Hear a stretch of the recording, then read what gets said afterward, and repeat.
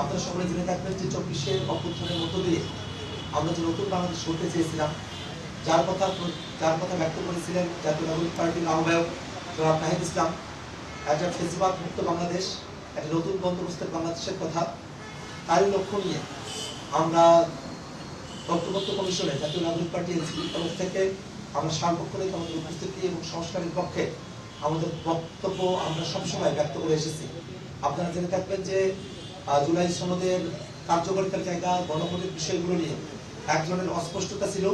যেহেতু ত্রয়োদশ জাতীয় সংসদ নির্বাচনের দিন 12ই ফেব্রুয়ারি 2026-এ গণভোটও জুলাই জাতীয় সনদ নিয়ে যে গণভোট সেটা অনুষ্ঠিত হয়েছে এবং গণভোটের পক্ষে জনগণ তাদের সিদ্ধান্ত ভোটের মধ্য দিয়ে তারা জানান দিয়েছেন। এমন প্রেক্ষাপটে আজকে অন্তর্বর্তীকালীন সরকারের আহ্বানে আমরা জনাব নাহিদ ইসলামের নেতৃত্বে 6 সদস্যের প্রতিনিধি দল মাননীয় প্রধান উপদেষ্টার বাসভবন যমুনায় আমরা জুলাই জাতীয় সনদ স্বাক্ষরের উদ্দেশ্যে আমরা এসেছিলাম। আমরা সেই জুলাই জাতীয় সনদে আমরা স্বাক্ষর করেছি এবং আমরা একটা শর্ত সাপেক্ষে সেখানে স্বাক্ষর করেছি। আমরা বলেছি যে নোট অফ ডিসেন্ট ব্যতি রেখে গণভোটের গণরায়ের পূর্ণাঙ্গ বাস্তবায়ন সাপেক্ষে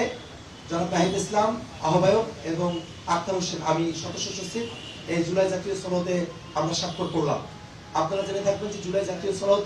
আমাদের জন্য একটা পাওয়া, এই অর্থে যে জুলাই জাতীয় সনদের মধ্য দিয়ে বাংলাদেশ রাষ্ট্রটিকে নতুন করে গড়বার একটা সুযোগ আমরা পেয়েছি। বিশেষত আমরা যতদূর পর্যন্ত আমরা আকাঙ্ক্ষা করেছিলাম একটা একেবারেই ফেসিবাদ মুক্ত একটা বাংলাদেশ, তার পুরোটা অর্জন করতে না পারলেও জুলাই সনদের মধ্য দিয়ে আমরা যতটুকু অর্জন করতে পেরেছি সে অর্জনকে যেন আমরা পুরো মাত্রায় আমাদের করে পেতে পারি, বাংলাদেশ রাষ্ট্র যেন জুলাই সনদের পূর্ণ সুফলটা ভোগ করতে পারে, তার ওই নিরিখে আমরা আজকে জুলাই সনদের যে আনুষ্ঠানিকতা, স্বাক্ষরের আনুষ্ঠানিকতা আমরা আজকে সম্পন্ন করেছি। আমরা আপনাদেরকে একটা বিষয় জানিয়ে দিতে চাই যে এবারের যে নির্বাচন সেটা যেমন একই সাথে জাতীয় সংসদ নির্বাচন এবং একই সাথে এটা সংবিধান সংস্কার পরিষদের নির্বাচন। আগামীকাল শপথ গ্রহণ অনুষ্ঠান অনুষ্ঠিত হবে। আমরা এটা আশা করি এবং জাতীয় নাগরিক পার্টি এনসিপির তরফ থেকে এই দাবি রাখছি যে আগামীকাল কোনো প্রকার ব্যত্যয় ব্যতিরেকেই প্রথমে সংবিধান সংস্কার পরিষদের সদস্য হিসেবে যারা নির্বাচিত হয়েছে তারা শপথ গ্রহণ করবেন এবং তারপরে জাতীয় সংসদের সদস্য হিসেবে তাদের যে শপথ সেই শপথ তারা গ্রহণ করবেন এবং উভয় শপথই অবশ্যই একজন ব্যক্তি অর্থাৎ জুলাই